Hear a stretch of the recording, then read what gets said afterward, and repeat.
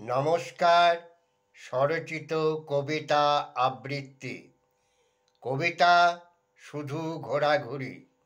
কুমুদ চক্রবর্তী। শুধু গানের ভিতর মগ্ন ছিল অকাল কুসুমাণ্ড কৌশর। যৌবন ধেয়ে আসতেই দেখা গেল জীবনের মরুতীর্থ হিংলাজে 22টি ঘোড়ার শক্তি নিয়ে ধাই শুধু ধাই এক অদ্ভুত মাতাল। যেন সুকান্তের 18 বছর বয়স কবিতার সম্পূর্ণ বহির্প্রকাশ।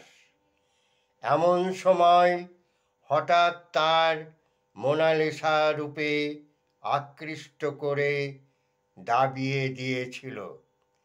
এরপরে ফ্রয়েডের স্বপ্নতত্ত্ব ঘেটে ঘেটে এক সময় অমর খৈয়ামের কবিতায় চোখ রেখে পেয়েছিল নাকি জীবন তথ্য।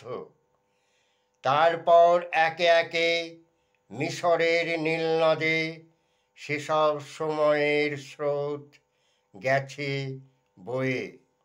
এখন বেলুচিস্তানের ঊষর প্রান্তরে ব্যর্থ স্মৃতির শুধু ঘোরাঘুরি। নমস্কার।